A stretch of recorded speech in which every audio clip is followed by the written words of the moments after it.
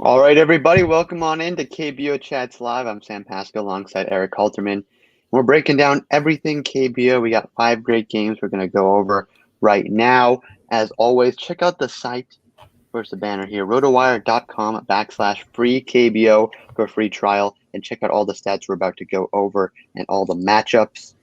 Eric, it's still a very tight race atop the KBO standings, and now the top 6 teams have 60 wins. The Heroes are actually at 70, but that's largely because of the rainouts and they're playing the Sky Dome. But overall, how are we looking at in terms of playoff race? Yeah, it sort of is starting to spread out again over the last few days. The Dinos, who were tied at the start of last week, now have a 2.5 game lead over the Heroes, who are the only team within 5 games of them. A bit of struggles from the Wiz and Twins, and the Bears and Tigers have failed to capitalize. They're slipping further back. So not that the Dinos ever really seemed at risk of missing the playoffs, but they were as close as maybe 5 to 6 games up on the sixth place spot, which is the first spot that misses the playoffs within a week or so ago. But it seems quite safe for them now, quite safe for the Heroes. Still wouldn't consider the Wiz and Twins completely safe by any means at this point. But it's been just a bit of separation there. 3-game winning streak from the Heroes, 5-game winning streak from the Dinos is going to help those two teams who really have been, I think, throughout the year, the two best teams. There's been times when other teams are in that top 2, but I think it would be a deserved finish if those two teams finish 1 and 2 in some order. Yeah, Dino's getting hot at the right time, and that's what they're going to need right now if they're going to want to keep and hold on to that first overall position, because we know how valuable that can be when it comes playoff time because of the way that KBO has its seeding. Jumping into the first matchup here, we got the Kia Tigers and the KT Wiz. The Wiz, they were number 2 in the power rankings back on Monday, and they rewarded that effort with a 500 record since. Despania is going, and he's been good 3 of the last 4 starts, so maybe they can get back on track here against the Tigers. Yeah, the Tigers, they were on a 3-game losing streak before they won the first game of this series last night. Although, as we mentioned earlier, the Bears are losing too, so they weren't really punished by that. They're still in the race, even though they're 3.5 games back of the Wiz, but they're only half a game back out of the Bears in 5th. So it's a hugely important game for both teams. Important series for sure. Despania, who you talked about for the Wiz, is maybe the main question mark here. His strikeout to walk ratio in his last 6 starts is just 20-16, which is very far from dominant. That's 20 strikeouts in over 37 innings, 37 and a third innings. Pretty mediocre numbers there, but he's not been punished for it. Just a 3.86 ERA, a 1.37 WHIP over that stretch. So he's getting it done through contact management. Overall, he's not been an elite strikeout guy by any means, but more or less league average. 17.4% strikeout rate was slightly better than average in the walk department. So overall, it's not exactly a dominant performance, and an ERA in the high 3s does reflect that. He's not facing a particularly strong lineup in the Tigers here, but it's more question marks than you might expect for a guy who's allowed 2 or fewer earned runs in 3 out of his last 4 outings. As you can see, 2 starts ago, he was blown up by the Lions. He's definitely capable of that. It could happen again here, given that he's really struggled to put away hitters lately. So I would expect a decent amount of contact from the Tigers. And that could be an issue for Despaigne when you've got guys like Preston Tucker and Hyungwoo Choi in the heart of that Tigers order who will get the platoon advantage here. Yeah, we should see, because this Wiz team, we expected a lot from, with the lofty expectations, now that they've proven that they can win. Same thing with the Tigers. They're going to basically have a relief pitcher going out there tonight. It's never good when you see the note saying he's jumping into the rotation. Do you see the same situation here with the Tigers, where a lot is relying on how much we get from Jang? Yeah, Jang came over in an August trade with the Dinos, sent their closer, Kyun Jang Moon, to the Dinos, who has looked like a Dinos reliever since the trade. He's got an ERA well over 5. didn't exactly turn out as the Dinos would have hoped. Jang here is making his first start since 2017, and I think it definitely is going to be more or less a bullpen game. He only threw 37 pitches in his most recent outing. He's topped out at 50 on the year, and that was all the way back in June. If he does go particularly deep in the game, I don't think that's bad for the Wiz. He's got an ERA in the high sevens this year, a career ERA of 5.44. Not a whole lot of reason to expect him to shut down any lineup, let alone a strong lineup like the Wiz here. Yeah, two pitchers that you don't know what you're going to get from them on any given night. Despaigne can get lit up, and he was lit up against the Lions. That was very unusual. But we'll see. 8 runs was scored yesterday between these two teams. Mel Rojas Jr. is looking for the Triple Crown. What are we feeling like right now in that offense and looking at the total, which is set at 10.5 on DraftKings? I would expect plenty of runs from the Wiz, just no real faith in Jang. There's some decent pitchers in that Tigers bullpen, but with a bullpen game, you never expect the best arms to come in the third, fourth, fifth inning. I expect a pretty good number from the Wiz side. And Despaigne has mostly been good lately, but I don't trust him enough to think that he can keep the Tigers down low enough to have this be a low total here. Although I do think he's significantly better than Jang and whoever else follows him in the third, fourth, fifth innings. So I would definitely side Wiz here, and I would go over as well. Go with the KT Wiz and the over 10.5 runs. In case you're just hopping in, this is KBO Chats Live. We are talking everything KBO. Got the first pick right there, Wiz, and the over 10.5. We get to our best picks at the end of the show. We can do 4 more of these little game breakdowns, giving you everything you need to know, pitching, offense, and then we'll get Eric's top 3. We're just welcoming in everyone to the stream. I know we're competing with Thursday Night Football, but it's Jaguars Dolphins. Come on now.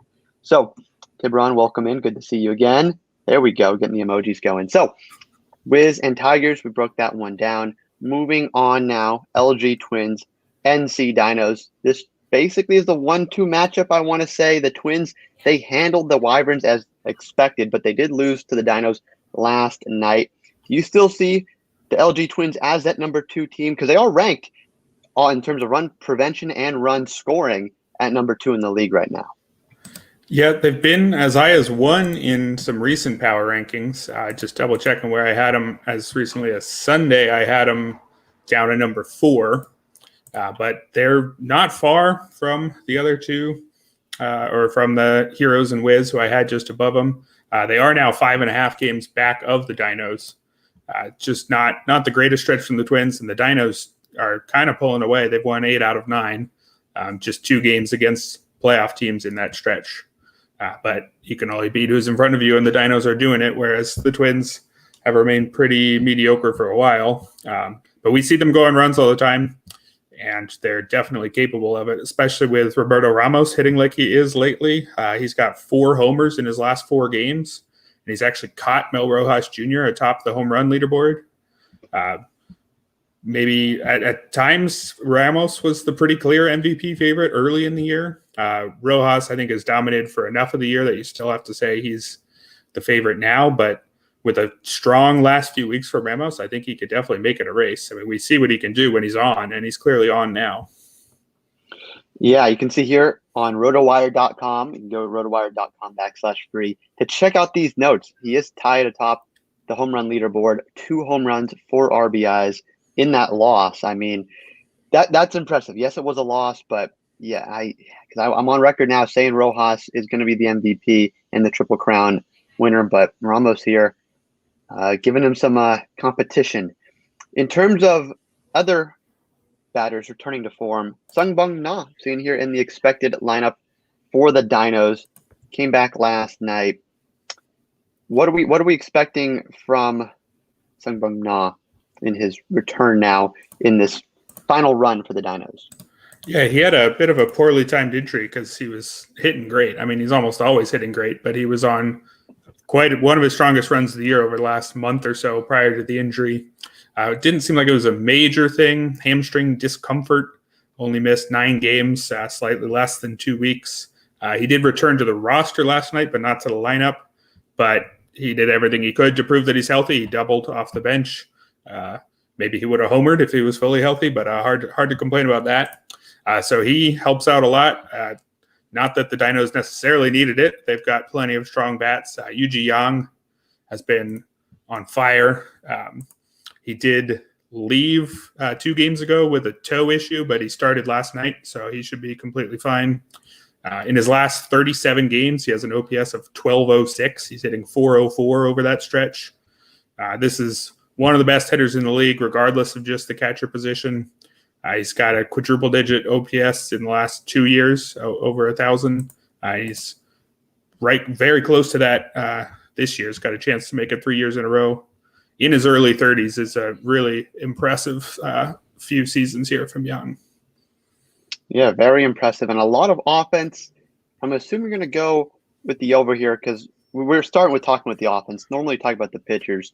And we didn't because both these guys have ERAs over 5.5 in their last 4 starts. I can't imagine they'd have any chance against the guys we just talked about, Ramos and Na and Yang as well.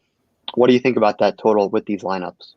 Yeah, I would expect plenty of runs here. Chang-Yu Lim, he's shown things at times, but he has not been good lately. His last 6 starts, if you want to go back that far, it's an ERA of 6.11. In his last 2 starts, he's allowed 10 runs in his last 9 innings. So he's been decent at times. He does strike out a lot of guys, 21.9% strikeout rate, trails only Dan Straley and Aaron Brooks in strikeout rate, but he also walks 10.5%. Those 2 numbers remind me of a couple of Eagles pitchers, Minwoo Kim, Shiwan Zhang, as guys who I occasionally recommend as, hey, they might do something. They can strike people out, and if they happen to keep runs off the board, it's a good night from them for fantasy purposes.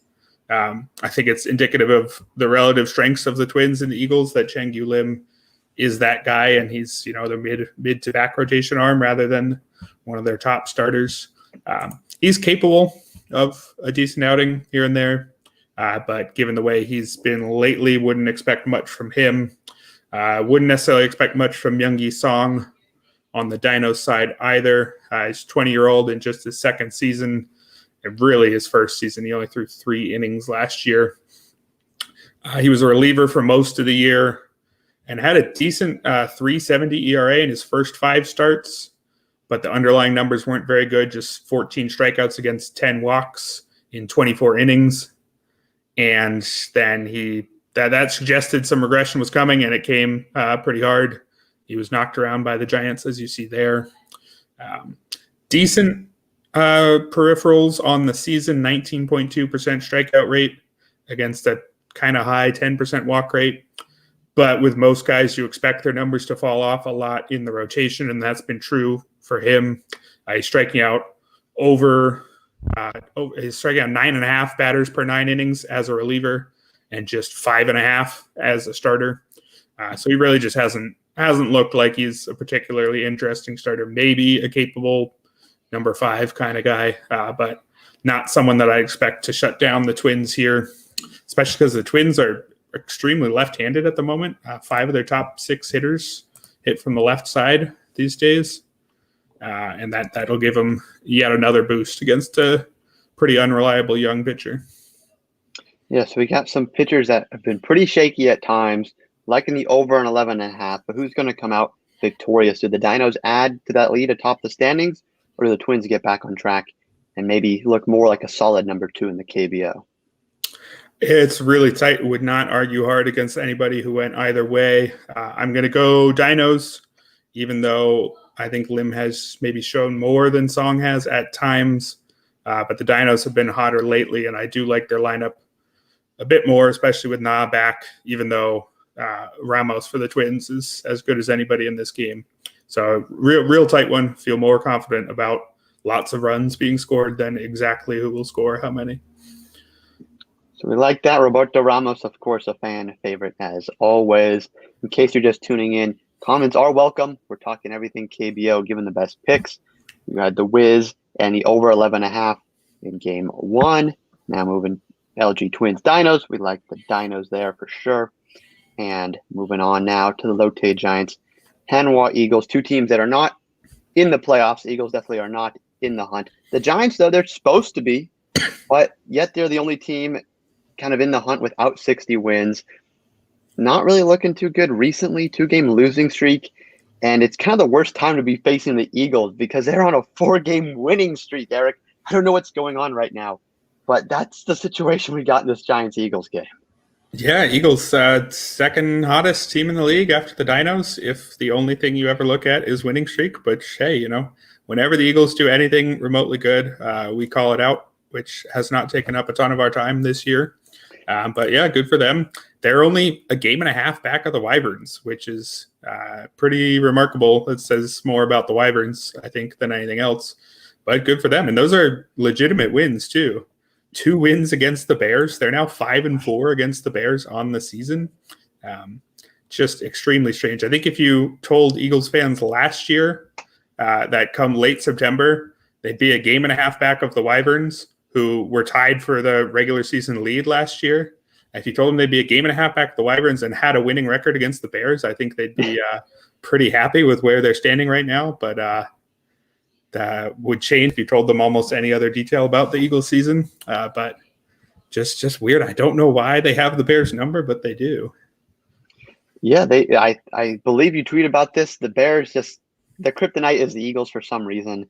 And now the Giants are kind of going to run into this hot team, and they got No going for them, who, is winless since August, has had some decent starts, but still, I think we've talked about this before, doesn't have a great track record. I believe he was pitching in Australia last year, so don't know what we can expect from him going against this Eagles team that is really hot. Yeah, that is the guy, 36-year-old veteran, had some good seasons a while ago, but was out of league entirely, pitching in Australia. Has looked like he still belongs in the KBO this season, but is firmly a back-end starter. Hasn't had a good time of it lately. ERA of 6.08 and a whip of 182 in his last 5 starts. Very much pitch to contact guy, just a 12.8% strikeout rate on the season. Pitching to contact might work against the Eagles.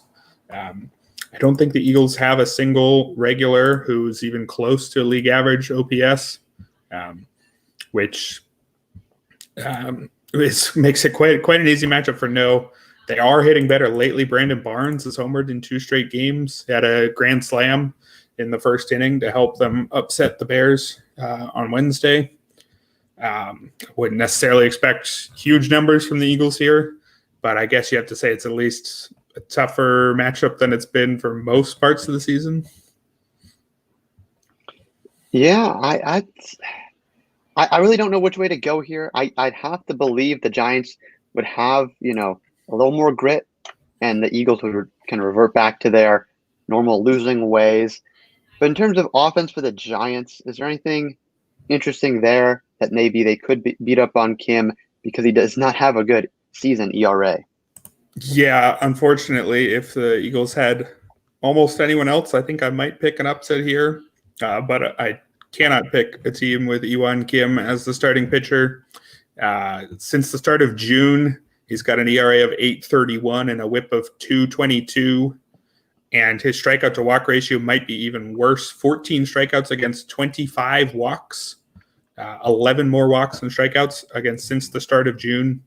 There's just absolutely nothing there that suggests he really belongs at this level. He's a young 20-year-old who probably would not be getting these opportunities on a team that was anywhere close to competitive. I would be quite surprised if he had a strong performance here, even against a pretty mediocre lineup like the Giants. Giants have enough hitters in the top who are all decent. Not really much star power, but several guys who are at least above average hitters for the first 5, 6, 7 or so. And I think basically any of them look like good plays against Kim here. I'm just not sure if there's a worse recent performance than what he's had. Again, 14 strikeouts against 25 walks, dating back to the start of June. Just not close to good. He hasn't spent all that much time in the KBO level, to be fair, but that's because it doesn't really look like he belongs there. Well, he is coming off, maybe a scoreless outing, but 3 strikeouts, 3 walks is not, the definition of what you're looking for in a pitcher. Last night, when we take a look here at rotowire.com, as always, check out the link below for a free subscription. We saw it was a kind of a high-scoring affair, 7-4 in favor of the Eagles. Going to go with the Eagles here, keeping up their hot streak, and the total set at 9.5, which last night the Eagles almost did by themselves. Yeah, definitely going to go with the over. I know the lineups aren't very good, but I think the pitchers are worse. And yeah, like you said, Iwan Kim has escaped without runs sometimes, but really doesn't look like he should be. So I'm going to go with the Eagles streak ending, and I'm going to pick the Giants here. Lotte Giants. Is there anyone DFS-wise you're specifically targeting in that Giants lineup that would making you pick them, or is it just kind of a team by platoon almost? Yeah, it's mostly anyone against Iwan Kim seems exciting. My usual go-to for the Giants is Asap San because he's the only lefty who hits anywhere near the top of the order. More of a singles hitter, but he's hitting 347 on the season. So even though he only has 7 homers, he still provides plenty of value, and he'll be the one getting the platoon advantage here. But I'd be pretty happy to go with plenty of righty on right matchups against Kim, given how he's pitched basically all season. All right, so that's the Giants and Eagles matchup. Moving on over to the Wyverns and the Heroes. It's a Ricardo Pinto day, and normally that means a ton of runs for the opposing team, but looking at his recent game log, Eric, I don't know what's going on here. Two starts of just 1 run in each game. But when we look at the strikeout to walk numbers, it's his classic Pinto. But then his recent start had 9 strikeouts. So I don't know what to make of what he's doing right now, considering his 3 starts ago, he gave up 8 runs. So what are we thinking with Pinto here against one of the best teams in the league? Yeah, it's pretty out of nowhere. Like you said, just 2 runs and just 6 hits in 12 innings over his last 2 starts. I mean, that's legitimately very strong performances if you ignore at least the strikeout to walk ratio on the first of those 2. But that followed a 10-start stretch in which he had an ERA of 10.80 and a whip of 2.26, just to get an idea of just how awful he was for most of the year.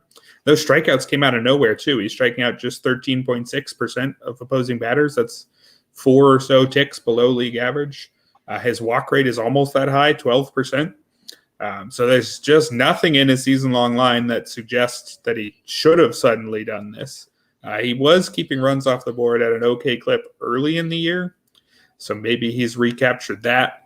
But, man, the 10 walks certainly doesn't suggest that he has any idea where his pitches are going at the moment. There's not enough in the track record that makes me think he's going to do 3 straight strong starts here, but I guess it's less of a shoe-in blowout for the Heroes than it would have been for most of this year. Yeah, and I would have to say you'd say the same thing with the Heroes pitcher, Juan Choi, making his first start of September. And he was pretty good to begin the season from May to June, had a ERA under 4, ERA 3.68. Since then, not exactly the same type of pitcher, but still another guy that can give up runs. What do we think about then on the Heroes side? Yeah, the question here is just his health. As you said, it was quite good early in the year. ERA of 3.68 and a whip of 1.16 pretty late into the season. And that's who he's supposed to be. Last year, he had a 3.37 ERA and a 1.28 whip. So he's supposed to be, a number 2, number 3 starter at least. It's not a high strikeout arm, but not super low, and keeps runners off the board, doesn't walk many guys. So he's supposed to be at that level, and he was at that level for much of the season. And you really, when you see his recent stretch, 7 starts with a ERA of 8.04 and a whip of 1.79 and just 1 more strikeout than walk. When you see that kind of run and then you see a trip to the injured list right after, you can't help but wonder when the injury issues started popping up. We usually don't get an explicit answer here, but it sure looks to me like they started popping up at the start of July, just given how drastically different that recent performance was, which in a sense that's encouraging if that was indeed the case. You kind of like to see a guy hit the injured list after a bad stretch because it indicates that he hasn't lost his talent, that he's just been unhealthy. But, hard to have a ton of faith in a guy at his first start back from an injury. And again, since we don't know when the injury first popped up, it's also possible that he was slumping and then got injured separately. So given that he hasn't really had a good start or hasn't been pitching well since June, hard to have a ton of faith, even though, again, that injury does provide a pretty clear explanation for why he's been struggling. Yeah, so two pitchers that we really don't know what we're going to be getting tonight. Pinto because of talent level and Choi because of health. I would think that would lead to a lot of runs tonight, at least someone scoring, in a bunch here. 7 total runs was just scored yesterday. So I think at least one team could score that on their own. 9.5 with the Heroes as the favorite. This game will be played because it is in a dome. Where are we going here with the pick? Yeah, I am going to go over just because there's too many questions about both pitcher, even though they're both apparently capable of good starts at times. I did not know that was true of Pinto, but it apparently is. And I got to side with the Heroes, just a significantly better lineup on the season overall. A few of their hitters are hitting quite well lately. Ha-Seong Kim returned from a sore back, and I think he homered twice in his first game back. He's fine. Ha-Seong Kim, you just clicked on there, has moved up into the second spot recently and has an OPS over 1,000 in his last 8 games. Not necessarily one of their star hitters, but he does add fantasy value with his steals. I think he's top 3-ish in steals. Kyun Chang-so is, I think, still first in steals and has been hitting well lately. 11-game hitting streak for Kyun Chang-so. With his last 5 games, he has multi-hit games. Jung-Hoo Lee also had been slumping for a lot of August and September, but he's gone 10 for 20 over his last 5. So with all those top bats for the Heroes seemingly rounding into form at the same time, I'm going to side with them. I don't think Ricardo Pinto's going to do it for the 3rd straight game, given what he's done for basically all season. But if he does it again, maybe I'll have to buy in a bit more. We'll have to see. Not believing in Pinto tonight, and I'd have to agree. We haven't seen enough from him, but 2 straight starts. If he makes it 3, maybe we take him seriously. We'll see. The home run numbers and the walk numbers are still very, very questionable. So moving on over to the final game, the Lions and the Bears. Doosan won yesterday in a 1-0 victory. Kind of unusual score for a KBO game in general. Both starters here coming off less than ideal starts, if I should say that. I didn't want to say horrendous, but not amazing pitchers. And I would think it'd be a big over again because of that. Yeah, we are playing this game in the most pitcher-friendly park in the league, James Hill Baseball Stadium. If it were at the Lions and was at the most hitter-friendly park in the league, Daegu Samsung Lions Park, you'd say for sure a lot of runs. I still think we're probably going to see plenty of runs here. It's a couple struggling teams too. Lions have won just 1 of their last 7. The Bears had won 1 out of 7, I believe, including those 2 losses to the Eagles and before they won last night. Pitchers duel there between Wonjun Choi and Ben Lively that the Bears eventually scored just 1 run in. I think Jaewon Kim with the game-winning RBI. He's been a little bit better lately after pretty much all the Bears hitters had been slumping for quite some time. Of the 2 pitchers, Jae-Hung Choi for the Lions is the one who's shown more at times this season. Before getting knocked around by the Heroes in his last start, he was on a 5-start run with an ERA of 163 and a whip of 101. But of course, if you look just before that 5-start run, you see arguably the worst start of the season. Well, it's up there, bottom 5 start of the year probably, against these very same Bears, where he allowed 11 runs on 17 hits. I do not know if I've ever seen 17 hits in a baseball game, unless it was maybe one that I was pitching in high school or something like that. But at a level this high, that's quite bad, and that's what the Bears are capable of against him. To be fair, that one was home in the most hitter-friendly park in the league, but I can't imagine that the park difference added, 10 hits there. It's an awful start, no matter how you look at it. On the season as a whole, he does have decent underlying numbers. 19.4% strikeout rate is slightly better than league average by about 2 ticks, and 8.6% walk rate is right around league average, so I think slightly better. So he's not a bad pitcher, but by no means an elite one, and the Bears have shown what they can do against him. They have, and the Bears are a very good offensive team. That's kind of what they've been known for. But when we talked on Monday, they were struggling, and the pitching was, where they were getting their wins from when they did win. How are we looking in terms of the Bears offense now? Because Jose Miguel Fernandez, last 10, he has a 209 batting average, and in that span, the Bears have gone 3-6-1.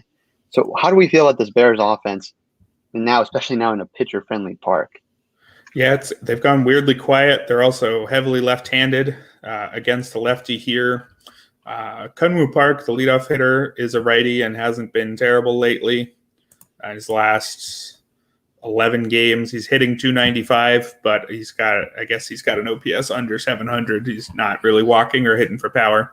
He hasn't been terrible. Jaewon Kim, the cleanup man, had homered in 3 straight games pretty recently, and last week, started this week, I believe, and did have the game-winning RBI last night. So he's maybe starting to wake up again. It's a talented Bears lineup, but it's definitely not at its most intimidating at this moment. Total here set at 9 runs, which for a Bears game I would think would be ridiculously low. But as we were saying, recently, 1-0 game yesterday, they have not been at the Deuce and Bears that we've seen all season. Where do we go here with the total, considering these two pitchers have not been on their A game recently? Yeah, I think it's an easy over. I think the Lions should contribute to that over pretty well. Hee-Kwon Yu, we've talked about in the past, just an amazing stat line. 8.3% strikeout rate is incidentally only 8.3% higher than I could manage. Most pitchers would be probably at least double that. He just doesn't strike guys out. It sometimes works out for him when all the batted balls find gloves. In his last 7 starts, he's only allowed more than 3 earned runs once. But it's not like he's been dominant. 4.50 ERA is mediocre. 1.89 WHIP over that stretch, though, which indicates just how much traffic has been on the bases. 11 strikeouts against just 11 walks. Just 11 strikeouts against 11 walks. So even when he's not really getting punished, it looks like he should be at any minute. But he has done this in the past. Last year, his strikeout rate was only 9.3%, not like it's a whole lot better. His walk rate was a bit better, 6.1%, but he had an ERA of 3.25 last year, despite barely striking out any more guys than he strikes out this year. So 3.25 last year. So it works out sometimes, and the Lions don't have a great offense overall, but any given game, I can't expect him to hold him down. Last time he played these guys at the start of September, they knocked him out after 2 innings, 7 runs, 10 hits. So both of these guys have not enjoyed their recent performances against these opposing teams. Yeah, it's not been good. You saw the 17 hits for Choi. Now 10. Not looking good. Lasted only 1 2/3 innings his last time out, too. 3 earned runs isn't crazy. It isn't 6, but still not what you want to be seeing. You going to go with the Bears here on the money line just because they're the Bears, or are you going to maybe go with the Lions and take that upset pick? I am going to go Lions, actually. I see a little bit more from Chae-Hung Choi. I should see the Bears lineup as being way better, but again, as we've talked about, most of their guys are in a slump. Also, most of their guys are left-handed, which is another hit against Choi here. So I think the Lions have enough in there. Maybe Hee-Kwon Yu will do it again and give up, 10 base runners and only 2 runs. Wouldn't expect it. Also, while we're on the Lions, have to throw out again Dong-Yup Kim as probably the most mispriced player on DraftKings. Season-long numbers aren't elite, but he was demoted twice early in the season because he was so bad. But since he's come up at the start of August, he has an OPS of 1061. In his last 12 games, it's an OPS of 1262. That's Dong-Hyuk Kim, who's we have as the cleanup hitter. Five homers, 13 runs, 14 RBI in his last 12 games. And he's going to cost under $3,000 on DraftKings. So definitely somebody I'd be looking to add here with the platoon advantage against a guy who gives up a ton of contact. Yeah, it's always good when you see a guy with 2 home runs in one night. Speaking of home runs, I thought you actually talked about Daniel Polka outside of last night's game. Saw him with the KBO home run and a double, 2 for 4 in that game on the 23rd. I kind of like that pick, going with the underdog, the Lions against the Bears. And that's all 5 games we got right now. Taking a look at the top picks now. Eric, top 3, where are we going? So I think the top one is going to be Wiz over Tigers. I just think bullpen game for the Tigers is going to mean a lot of runs for the Wiz. They've got plenty of talent in the heart of the order. Despaigne is shaky, and the Tigers do have some talent on the offensive side despite an overall mediocre lineup. But I think Mel Rojas against the bullpen game is a pretty easy pick for the Rojas side. Number 2, I'm going to go Heroes over Wyverns. This is mainly me having no faith in Ricardo Pinto's recent good games and having some faith that the time off has helped Wante Choi. I'm going to guess that it was a shoulder-related struggles for his last several starts, and guess that Pinto's mostly a fluke, given that he walked 5 batters in each of his last 2 good outings. Even if both pitchers are equally shaky, the Heroes lineup is enough better that's number 2 for me. And for number 3, I think is going to be Giants over Eagles. I know the Eagles have won 4 in a row. I know Kyung-Yun No is far from an ace. But again, Iwan Kim, these are worse than Ricardo Pinto numbers, his underlying numbers for most of the year.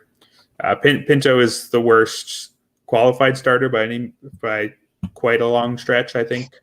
But Iwan Kim, again, was it 14 strikeouts against 25 walks since the start of June, was it? 14 strikeouts against 25 walks since the start of June, an 8.31 ERA, a 2.22 WHIP over that stretch. I think even the Giants should have a very easy time here.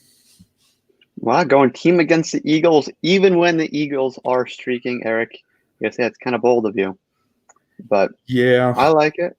The Wiz and the Heroes are the other picks as well. Just out of time here. Surprised you didn't go with the Lions. I thought you liked the upset pick there against the Bears, but guess not. It's on there, but yeah, it is an upset pick. Though I don't necessarily think it's that big of a one, given how shaky the Bears have been lately and how unreliable Hee Kwon-Yu is. Yeah, nothing you can really rely on you, even though he's kind of gotten the job done recently. Wrapping up here, did want to just mention Cameron Brooks, thoughts and prayers for his family, going through a lot right now. Where to go? Here it is. Couldn't mention it without him. Hopefully the Tigers can rally, without him now. But thoughts and prayers for his family. Yeah, definitely.